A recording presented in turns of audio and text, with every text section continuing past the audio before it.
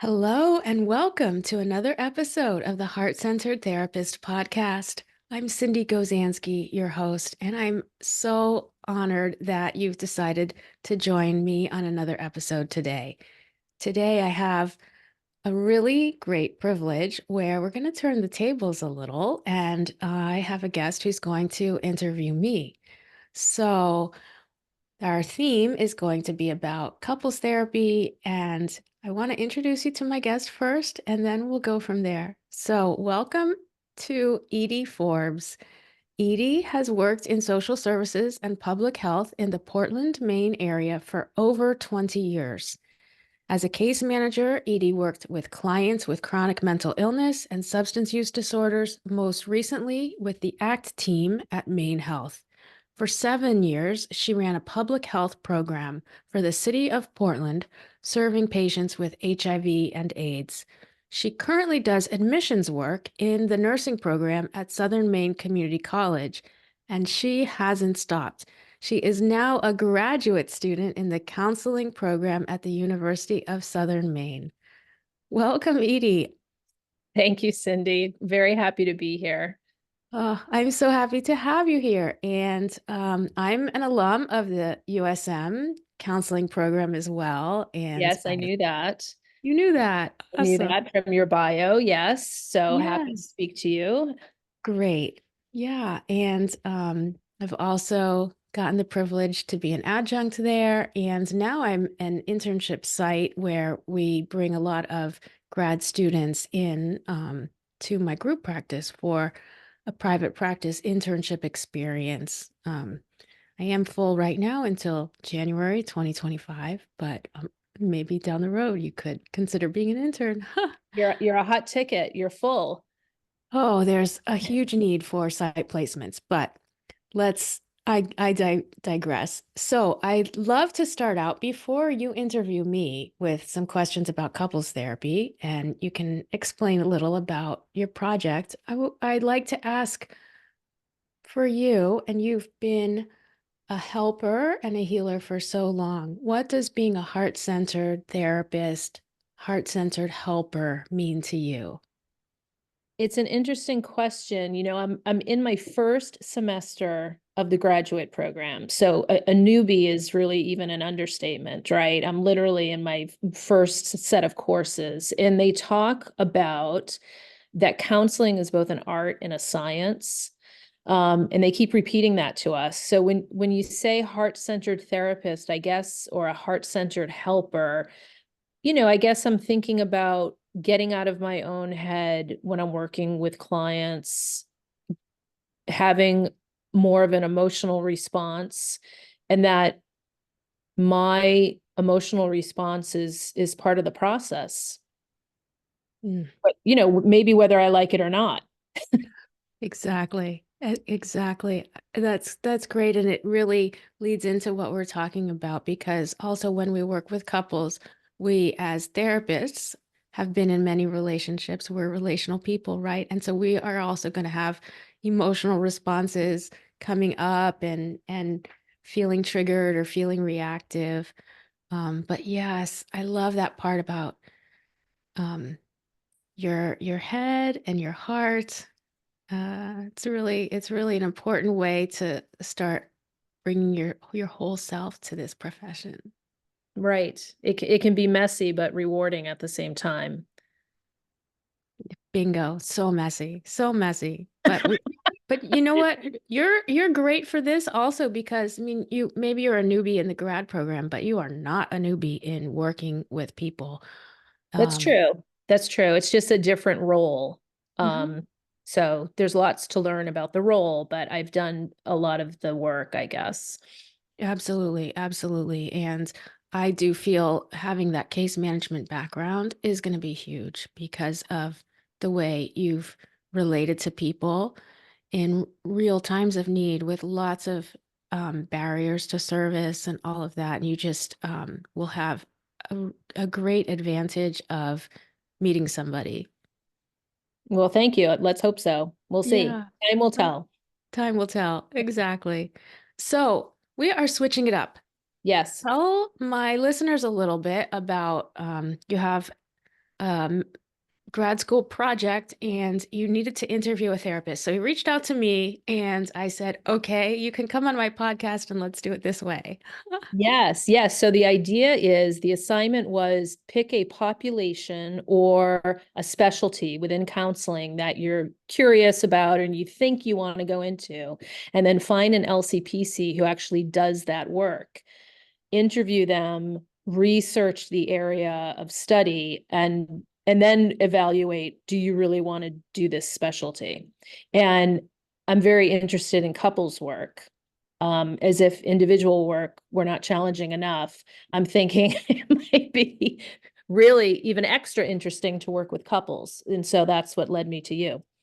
Great, great, wonderful. And so you've got someone who works with couples who has experience both working with individuals and couples. And I'm really looking forward to your questions. So let's do it. Okay, I'll fire away. So you see both individuals and couples, Cindy, in your practice.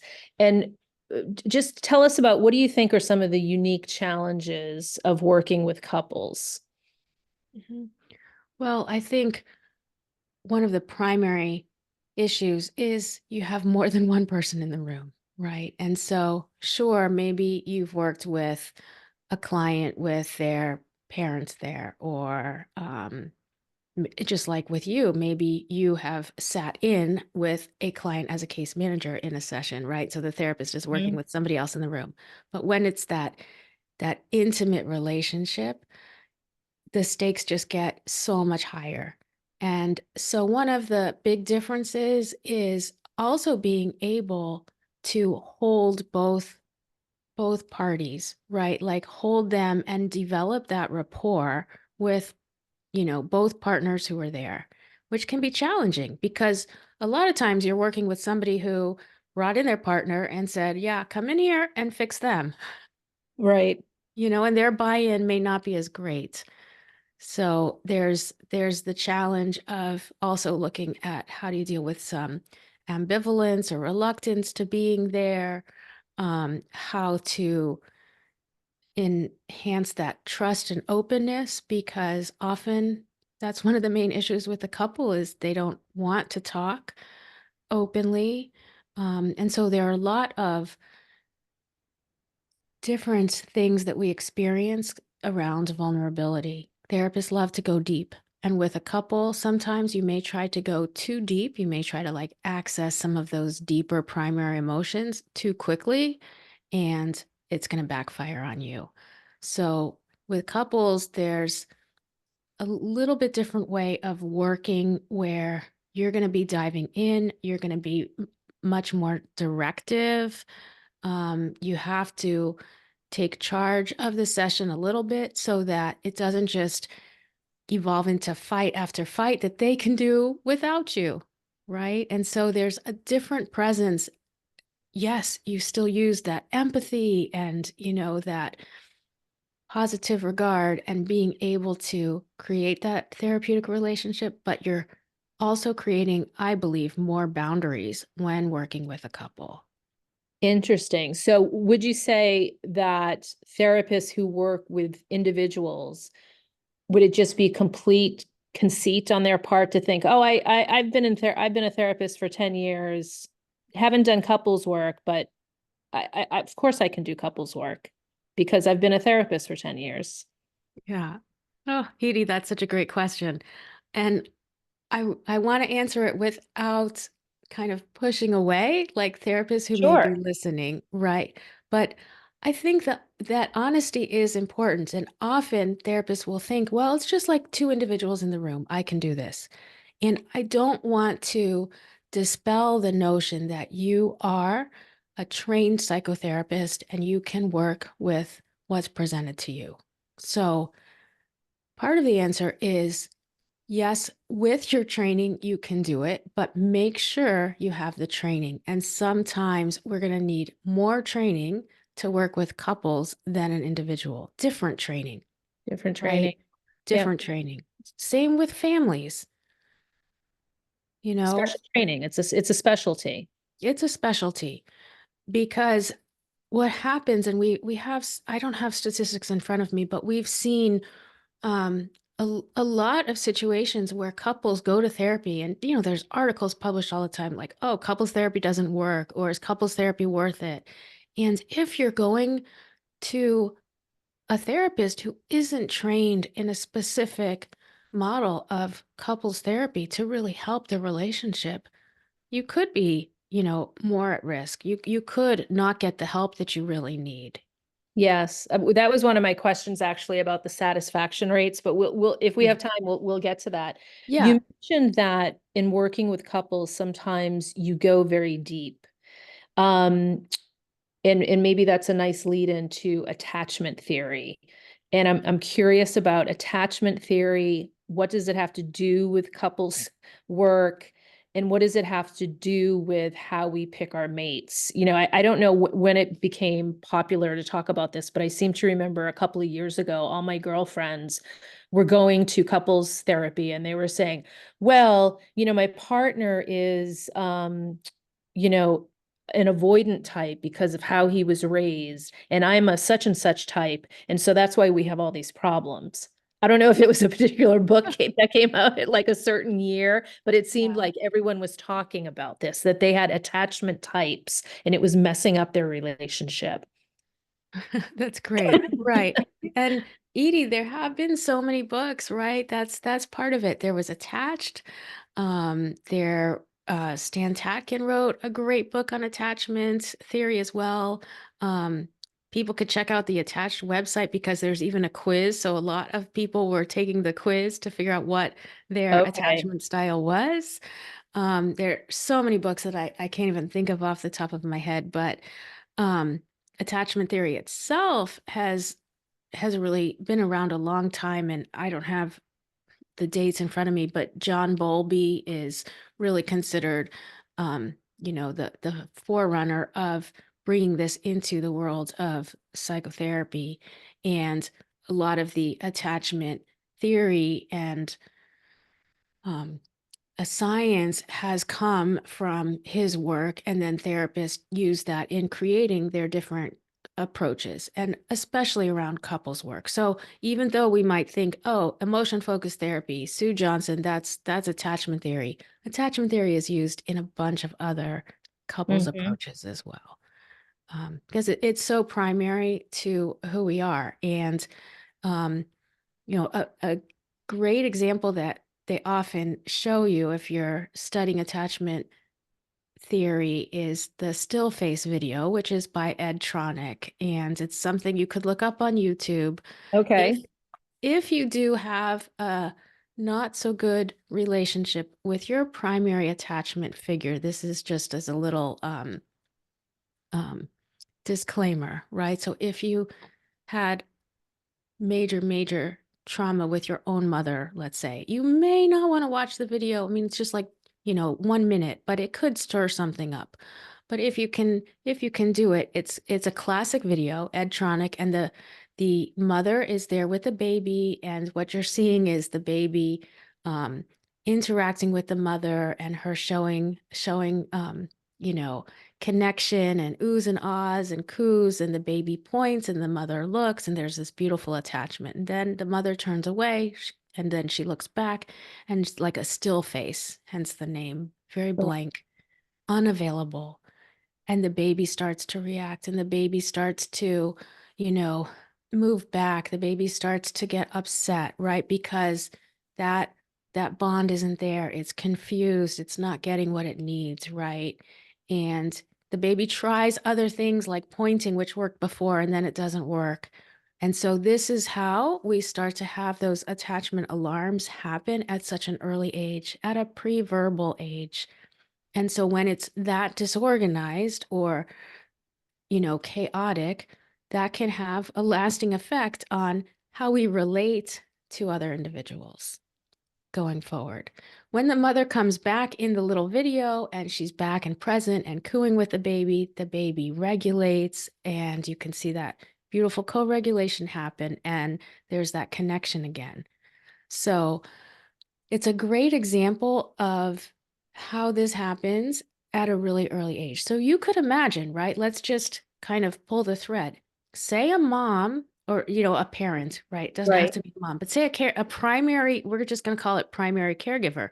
Say a primary caregiver is using substances, right? The primary caregiver is totally available, but then they go and they get messed up, and the kid realizes their parent is not available, right? That's another extension of how the still face video can go on into life, right? Because the parent's not available to give them what they need. So with attachment, I mean, that's a very long explanation, but really we're looking at an anxious attachment or an avoidant attachment or something like we just talked about where it's so disorganized.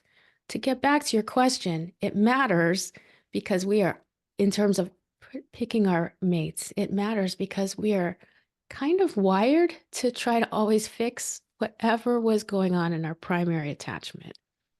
So it's almost like Very, this little, that's a wow moment. I mean, I think yeah. a lot of us maybe realize that or talk about it, right? Who, if we're talking about these things with our friends, but that really is quite a profound idea. Mhm.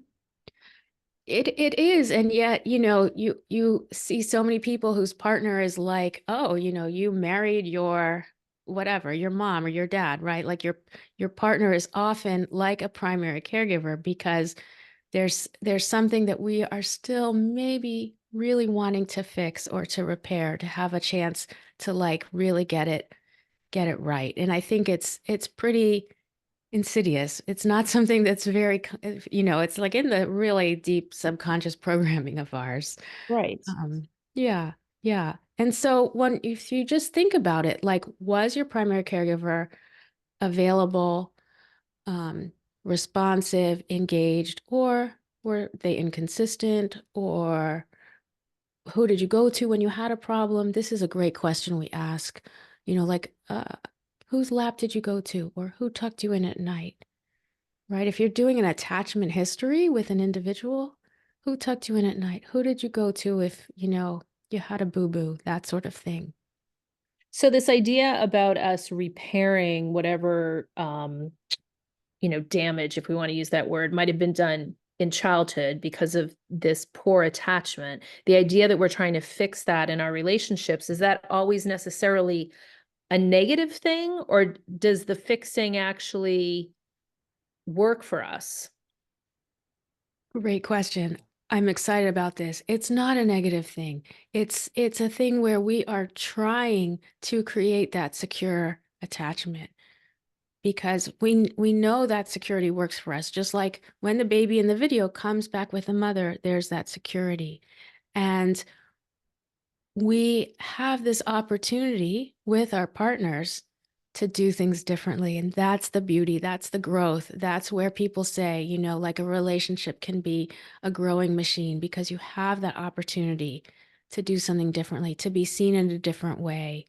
Um, and it starts with self-awareness, with curiosity. Those are pretty important ingredients to look at. Um, and also to see if the partner is also willing to look at, what have they gotten themselves into? Sure. Yeah. Right. It takes two. Yeah. Right. Yeah. It's fascinating. You mentioned EFT, Hmm. um, which is, I guess, you tell me, your specialty or your modality. That's emotionally focused therapy. That's the modality that you use with your couples work. Is that correct? Excuse me. Yes. So I primarily use emotion focused therapy. Um, However, I bring in other approaches as well in working with my couples. I don't think it's a one size fits all. And I think it's important to understand, you know, this most important relationship when two people are trying to have this viable, successful relationship from as many angles as possible so you can help them, the best possible way. Emotion focused therapy is what I primarily use because I'm an emotion focused therapist and I'm also an experiential therapist. So I was originally trained in Gestalt therapy, which is a very here and now relational therapy, really looking at the contact we make between ourselves and the client and the experience that happens in the here and now. And so that's why it's very closely related to working from an EFT approach, which is also working with the couple, having them do something different in session, having them turn to each other and do something that's much more relational. Let me ask you a question about that, because I think it's I did a little bit of reading about EFT and preparing for this, and this idea of, you're working with a couple, and say the woman says, he makes me so angry when he does fill in the blank. And it's almost, I think, anyone who's been in therapy, I think we've all had the therapist do this to us. And the therapist will say, don't tell me, turn to your partner and say, that's an intentional that's an intentional technique that the therapist Mhm. is using. Yes. And Mhm. why is that important? What does that do? Instead of me saying out loud, he makes me so angry, when you make me turn to my partner and say it. Okay. So, Edie, there's a lot there because Yes. I would not have the wife turn and say, "You make me so angry when you do this," right? Okay. First, I need to understand what her anger is and what's that about, and I need to validate it because no one is validating her anger. So that's a really important piece. Um, when we get to, so let's just say, I don't know, like he makes me so angry when he does something, when he doesn't come home on time, right? Mm-hmm. And so I say, okay, so I want to understand like what's that really about for you? Is it about him like help me understand. Is it about him coming home on time? Maybe she says, um, well, I don't really feel seen for like I was preparing. I got the kids, calm and I got our dinner made and it was just I was really hoping just have a nice evening. So I just felt like not seen, like I didn't really matter. Oh, okay. So you were angry, but underneath that you were feeling kind of um not valued and little left out. You really had missed him and wanted to have this time together. Okay, so that's different. Mm-hmm. So if they were ready to do what we call like an enactment or turning toward the other person and sharing something, which is yes a specific move, but it can backfire all the time. And we also expect a block. So if they were ready for that, I could say, well, I don't know if he knows that. What would it be like if you turned to him now and said, I was angry, but really I was just kind of feeling let down and not seen because I really wanted to spend this time with you and I had done all of that. So Right. it's really not anger that it's really not, there's stuff underneath the anger that you're trying to pull out. Exactly. And that's a big part of EFT, right? We can't go into like the whole thing, but with EFT, we are looking at the conflict cycle, which is their negative interactional cycle, right? It's the cycle we see. It's typically, characterized by things like, oh, pursue, withdraw. There's a person who's pursuing and provoking and attacking, and the other partner withdraws, shuts down, goes away, avoids. That's a classic example. And so we look at that cycle and say, what are those protective moves that happen, right? That pursuing might be seen as a defense, but it's really protective. It's really trying to like get the partner's attention. It's that hope for the relationship. If maybe I just keep poking at him or I follow him upstairs when, this isn't going right, I'll finally be understood and heard and seen. But that part doesn't get expressed. That's the deeper underlying attachment longing, or maybe it's fear or sadness or, some other attachment wound that is primary but is not expressed in that conflict cycle. So we help the couple see the conflict cycle. We help them externalize the cycle and say, look, it's not finger pointing. It's not you're the problem, you're the problem. It's this cycle you've gotten into that is the problem.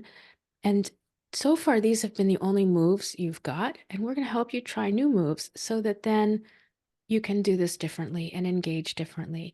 And very slowly, we bring them into being able to understand what these emotions and longings are underneath that Mhm. surface cycle, right? Those are like secondary emotions of the anger, the frustration, the shutdown, and what's underneath. But going back to what you said, if you ask them to turn and tell them something too soon, right, you're going to get a block. You're like, oh, all you ever do is tell me how angry you are at me, right? And they're going to start Okay, into their cycle again and fight again, that makes sense. So, right? so the name emotion focused therapy, what you're really trying to do is get them to talk about their emotions in a more honest way. In a way where it becomes safe, right? Thinking about that safety of our attachment frame in a way that it becomes safe to be more vulnerable and share what is really underneath, because a lot of times they just stay on the surface, right? The protection is so strong. Maybe if I just, for a withdrawer, somebody who shuts down, maybe if I just stay really quiet and out of her way, she'll calm down and then I can come back in. That's a protective move. But what we're not hearing is what that person is experiencing, right? That I wish I could get it right for her. I wish like I was enough for her. I never seemed to be enough. And that would be the beautiful emotion to share Mhm. when the That's what the safety is there. literature calls the withdrawer re-engagement, right? That's what you're Withdraw. after. Yeah. Yeah. Right. Good. Good. And you know what? I'm not such a fancy therapist. So I love, Edie, that you're already like, yes, that's withdrawal re-engagement. I'm Well, like, this is great. me. This is what I'm reading, right, in the literature. And Yeah. when I was reading it, but they didn't explain how you get the withdrawer to re-engage. They kept saying this is a crucial phase to making EFT work, and it's a crucial phase, but it was, how do you get that person to, I That's guess, right. get those walls down Yeah. and come around? Yeah. And so here's what I would suggest too. This is why other approaches of therapy can be so helpful, right? Yes, it is that term withdrawal re-engagement. But what I'm seeing is, oh, am I gonna have a connection with the couple? If she turns to him and says something and he can receive it, there's a bid for connection, a bid for connection. And then we're into Gottman's work, right? You you need to pull from all sources. The John and Julie Gottman are, like icons in the field of couples therapy. Their relational skills, relationship skills, their metaphors of like the sound relationship house, of bids for connection, of negatives and positives. Yes, you use it all the time, but you can only use it when the couple is available to receive it also, right? I do use things like the Gottman's work. I use a lot of Terry Real's work because he has the relational life therapy approach, which includes a way to also look at the adaptive inner child and what's happening with the inner child, looking at how to confront, how to gently confront when it needs to happen, right? If somebody is constantly like angry and yelling in front of their kids, you want to find a way to change that. And he does some beautiful, beautiful teaching on that. And so, I do draw from other models, and I think it's really important. And I think basic relationship skills like cherishing and showing appreciation, which don't really fit into a theory, are incredibly important. Interesting. Anything else you want to say about EFT? Oh my goodness, there could be Maybe so that's many a whole other things. show, but before I move on to um, my next question.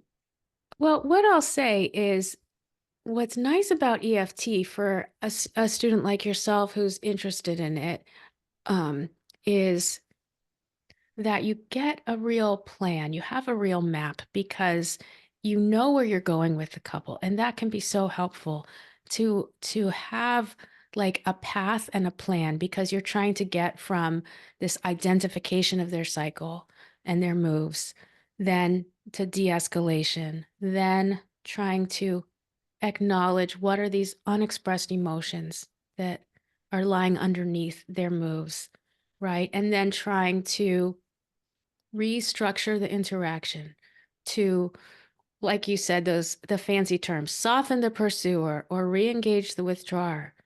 Have that connection, have them finally hear about these vulnerable emotions that they were never feeling. And then, you know, w- be able to really consolidate this. And so you have a plan. EFT is really good at that. I think that can be so helpful to a therapist because, we go into these sessions, we don't know what to expect, and yet we want to be working toward something. And so this is very pro relationship focused, I think. The other great thing is the EFT trainings tend to offer a discount for students who want to do the externship. And so that can be great if you really want to get some deeper couples work under your belt before, you start out and you can get a great student discount. So I highly recommend that. You can check ICEEFT, ICEEFT, which is the Okay. Sue Johnson EFT um, organization. Wonderful. Wow. Mhm. Thank you. Yeah. Okay. Yeah. Um, let's move on. A different question. Okay. Okay. The literature says that marriage satisfaction often declines after the birth of a child. Is that something you see in your practice? And can you talk about that a little bit? Okay. Great questions. Um, yes, we see it. We see it all the time. We see it after the birth of a child, after the kids go to college and the empty nest syndrome, even just after many years together or enough years together to start taking each other for granted or getting really caught in the familiar. So, one thing I see is sometimes the couple can be really good working as a team for the kids, jockeying everything, and who's doing this, who's doing that, but they kind of lose each other. They lose themselves. So they might be a really good kind of family team, but they lose their couples team, or they Mhm. lose that, what I mentioned before, that essence of showing appreciation and cherishing for the other person, separate from the kids and the family and all those duties, right? And so, almost like the idea, we know what it takes to be successful. And if the parent is like being a successful mom or dad, they know what to do for the kids, or they know what to do to show up for the sports game, and they know what to do successfully to run a business or something like that. But we often forget that we also know what to do to be successful in our relationships, showing attention in intention as well to our partner. And that's something that can start to slip away as families get bigger or, um, other things happen where we take the other person for granted, right? And then that can be a slippery slope, right? If you start getting disinterested, you start losing curiosity for your partner. And other issues, you name it, they all come up. Money, sex, family, in-laws, social things, social media, obligations, all of that takes its toll. Yes, money, sex, those seem to be the some hot button Yeah. issues, right? Um, Right. speaking of sex, do you think most counselors who do your type of work, couples work, are comfortable talking to their clients about sex? Do you think clients themselves are comfortable talking about sex with you or with their couples counselor? Mhm. Edie, I think this is really important. We have gotten to a place where, in some ways, it is a more like sex positive environment where a lot of clients and couples feel more open talking about sex, or they pursue the counseling for specific reasons around their own sexual relationship, around wanting to open up their relationship, so many different permutations. So we see more and more of that where maybe a couple leads by going into therapy looking for someone to help them specifically with a sexual issue, as well as with individuals. We are seeing more of that. I think we're also seeing more therapists who are able to talk with clients and bring sex up, but I think it's also still one of those taboo topics. And it just depends. I had the good fortune of being able to have some training and sit in with one of the really great, well known couples therapists and sex therapists in Maine, Dr. Ron Feintek. And so when I was starting to learn couples therapy, I was able to do some supervision and training with him. And so it was really helpful to see his approach. And I know that definitely informed me and made me more able to be open and ask those questions. Um, I also think it's a matter of knowing like who you can turn to. Now there are, sex therapy is a discipline and there are sex therapists in Maine, a lot of them. And so, if a client comes to you and you can't um, offer them your you don't have that expertise, you can refer them. And that's the beauty of a therapist who knows when it's time to refer somebody out or maybe get some extra help. So it's a whole other specialty then. It is. It's a whole other specialty. There is the ASECT organization, which certifies sex therapists, and it's a very involved and pretty arduous process. You do have to go through supervision and a lot of training, and it's wonderful. And that's the ASECT, I think it's asect.org. You can definitely check that out. And I think CSAT is another one. And so there are many, many people now going into sex therapy and sex education. Um, we see a lot of individuals also bringing those concerns to their therapists these days. A natural jump perhaps then to talk about infidelity in Okay. relationships, right? We're talking about sex. I imagine infidelity might be a reason for couples to come to you. Somebody has disclosed and infidelity has been discovered. And what are the steps to help a couple through that? That seems like a very big mountain to climb.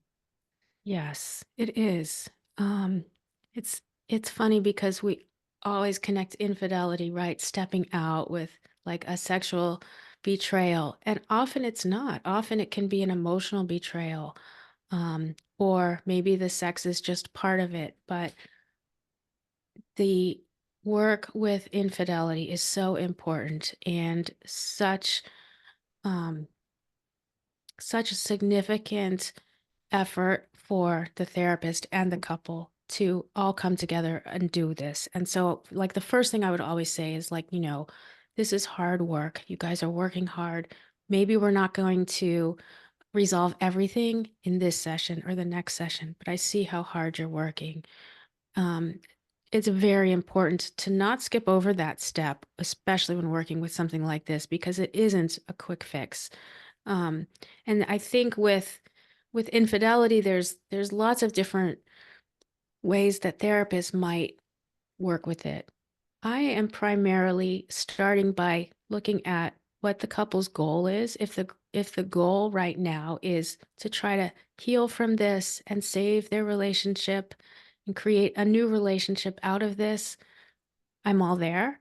And so we would start that way and we would look at what, first off, making sure that there's voice for both people. Like the partner that was betrayed needs to be able to ask questions, needs to have transparency, needs, I do, that's how I operate. Maybe not every couples therapist is going to do that, but the transparency is key in the way I work with a couple with infidelity.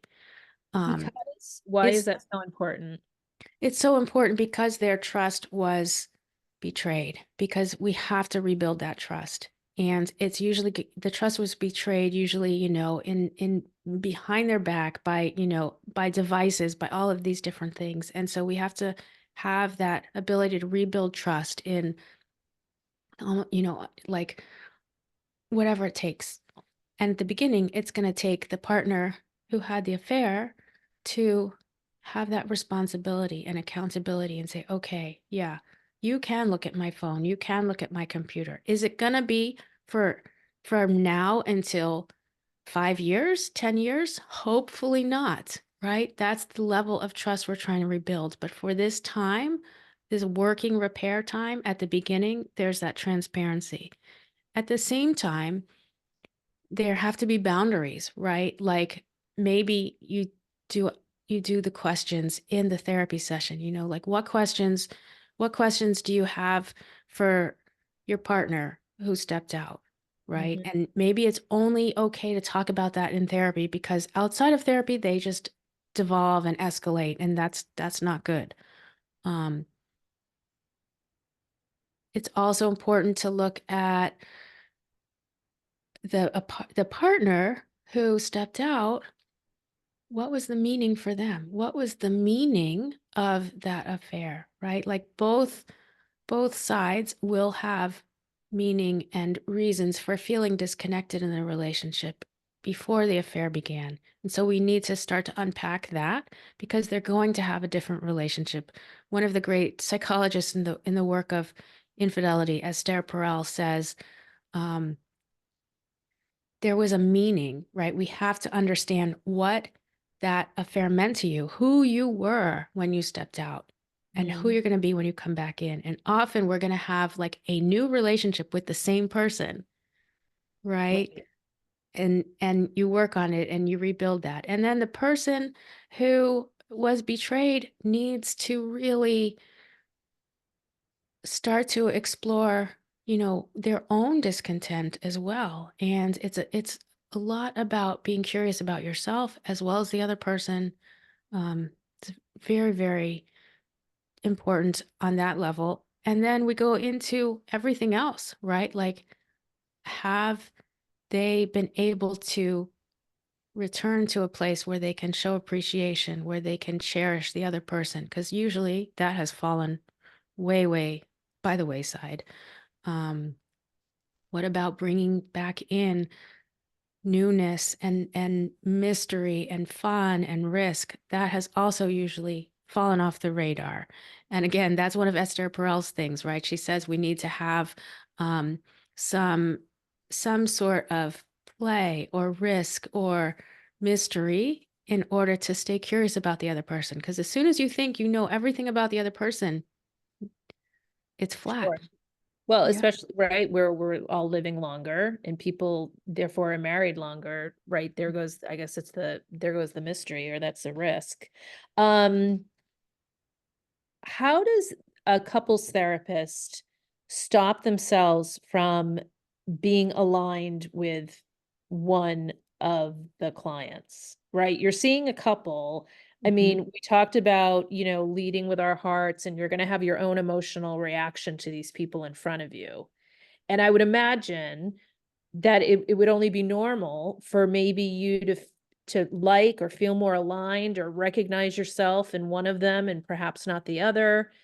And also I think on the flip side, probably some couples think, "Oh, I'm not going to couples counseling because they're going to like you more than me, or they're going to think I'm the bad person," right? Mhm. So talk about that, please. Yeah, that's great, Edie. Such a great question. Well, you're right. It's natural. We are going, right. That's part of the self awareness, part of the self of therapist work, that it is natural. We may feel more aligned with somebody else. One of the um, keys, like the triggers that happen for you, is to think, oh, am I actually getting caught in the cycle, in the couple cycle? If I'm feeling more aligned with this partner, am I actually doing the same thing in the cycle, the same move to the other partner because of how I'm feeling, right? So that could be one thing. So we can use that for information. The other thing is really just checking in with that other person, um, trying to understand what's what it is about for them, right? What their move is protecting, right? When we can really get below that defense and start to see what they're protecting, we can begin to, whether it's have a sense of liking toward that person or really understanding. And one of the things that I also find very helpful is imagining, you know, you see this imaginary thread from one person to the other person's heart, right? Just like connecting the people. That comes from Jim Thomas, who's an amazing EFT therapist. And he says, sometimes like I've got to remember these people like each other, they love each other. And I see that imaginary thread, heart to Mm. heart. And that's really helpful for the therapist too. I will say, we may take sides. And this comes from Terry Real's work, where, if somebody isn't showing up as their best self, they're, you know, I don't know, um, very posturing and angry and, making making moves that really are less than what they're capable of. You can take sides and say like, that's not okay. That's you can take a boundary, you can take a stance. Somebody needs to do it. And so there's ways where we sometimes do need to align, especially depending on like what the circumstances. What has this work taught you about your own relationships or how you view relationships? Oh, so much, so much. You can't do this work without looking at yourself and looking at your own relationship. I'm very fortunate and blessed that my husband is really good at relationships. We both have been married before and, have made our mistakes. And so um, I'm lucky to be with him where we can really look at things. We've done a lot of our own work together, right? But it's going to call you on your stuff every single time. And things will come up and you'll speak send clients from the universe who have a similar issue to whatever is going on in your life. You'll be like, really? I have Oh to look at dear. this now? That sounds a little scary. That's so interesting. Hmm. Okay. So it Hmm. makes you look at yourself and what's going on with your partner. Yes. Hmm. Yes. Right.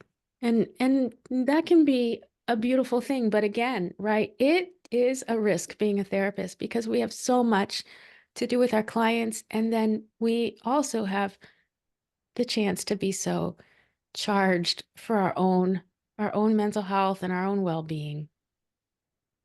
I'm mindful of the time, Cindy. Maybe I can ask you this parting question. Okay. So, you mentioned that you were at one time an adjunct at USM in the counseling program. Give us your best sales pitch for if you were speaking to a group of, would-be therapists, right? Therapy students. Why, what's so great about being a couples therapist? Oh, I love this question. Oh my gosh, I'm so excited. What's so great is it's challenging. It keeps you on your toes. You have to think so hard. You have to use your heart. It's like you're using your head and your heart in overdrive.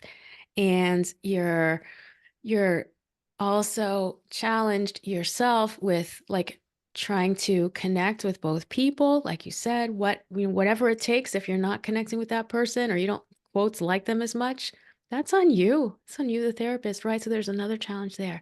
And the implications are so beautiful.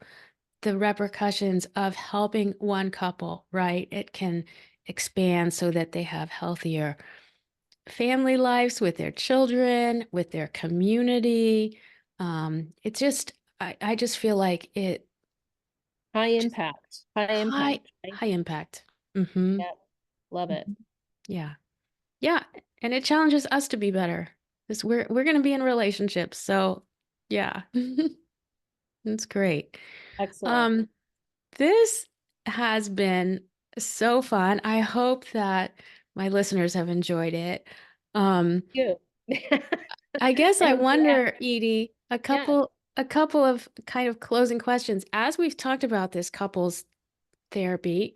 What do you imagine might be a growing edge for you in your training and working with couples?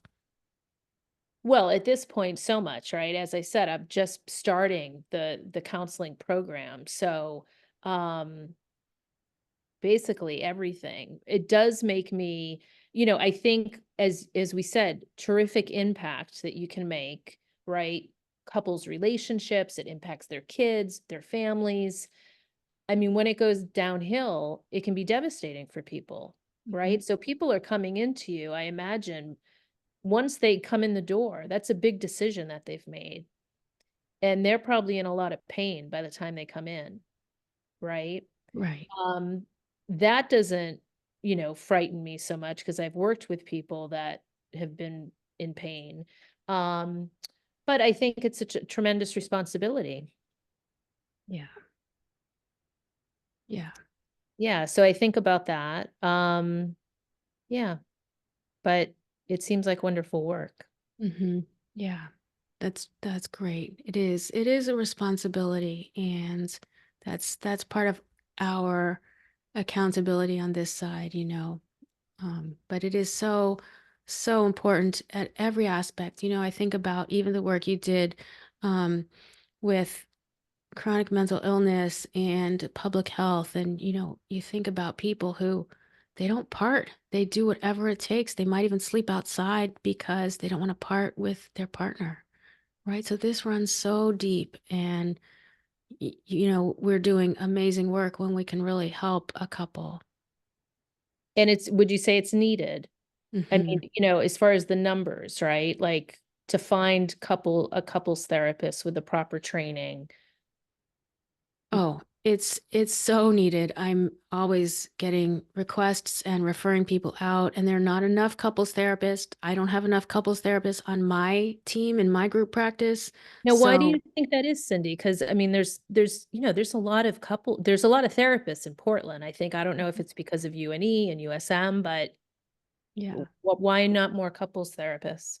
I don't think you nailed it, Edie. It's a responsibility, and it requires a little more training, and it's, you know, it can be a little messier. Okay. Yeah. Yeah. Okay, that makes sense. Okay. Um, And one more thing, what advice would you have for someone who's considering a career in mental health counseling? Um, work in it first. Work in it first. Love I it. think, I'm grateful for the experience that I've had because I don't think people understand. There's so much about the system that people don't understand that really impacts your work satisfaction. So you think like you could be a great therapist or a great caseworker and you could love that work. But then when you think about Medicaid and insurance and DHHS and really the forces that are kind of around that work, that can really make your satisfaction plummet. Mhm. And so I think if you work in the system and see if you can, still like it while all those forces are at play, you need to find that out. Yeah, that's great. Wonderful advice. Yeah, and it's never too late, just like you're going back to school, and I went back to Exactly. school late too. Yeah. Yeah, that's a yes, exactly. And it's kind of like maybe a retirement job for me by the time I'm Oh, finished. oh Right. my And that's goodness. fine. And that's great. Yeah, Yeah. exactly. We can do this a long time. Well, good for you. Thank you so much for this opportunity to be asked some questions. Thank you, Cindy. It was really wonderful.